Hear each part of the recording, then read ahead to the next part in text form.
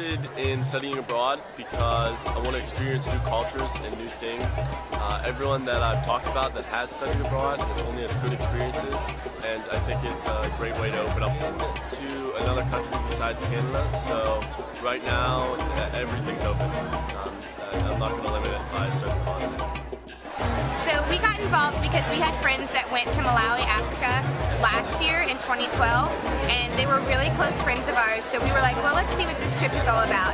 And then we found out that it was about teaching in a primary school, which is something that I was actually kind of nervous about because I didn't know if I wanted to teach or not, but I had two close friends that were coming with me, and once we got to Malawi, we met our classroom, we got to pick which grade level we wanted to teach, and we met our class, and it was literally the most amazing thing I'd ever felt. They had so much love and so much passion to learn. I believe that students have a broader view of the world if they visit places away from what they are used to. And so I'm passionate to have them get to Africa and experience something different. At this age, I would only go if it was on scholarship. Later on in my life, junior, senior year, I think it would be worth it to pay for it since I have a more decided direction after I've taken classes.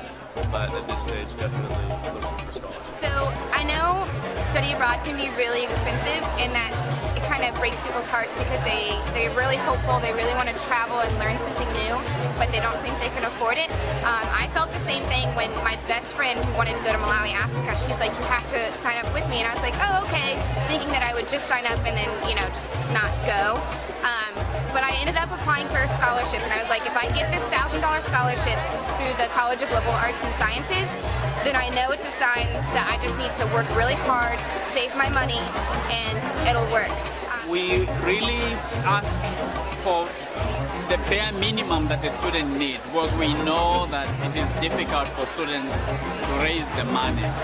But we encourage our students to talk to their parents and relatives and people who have an interest in their education to see if they can help them raise the money needed to experience the world outside. I think life is all about choices, so you want to give yourself as many choices and as many opportunities as you can. So regardless of if you're seriously considering doing it or not, I think you should still forward the opportunity and open up your choices. That way, if you're able to do it, then you can go on. The advice I would give them is read as much as you can about the place you are going to before you actually go. Something I really wanted to let myself do is I try to be really structured. I'm really about timing and all that. They don't really have a sense of time in Malawi, so I was like, you know what? I'm just gonna let go. I'm just gonna let go, and I'm gonna live like a Malawian would in Malawi. And I think that's what you really need to do if you want to travel abroad and you've never been abroad.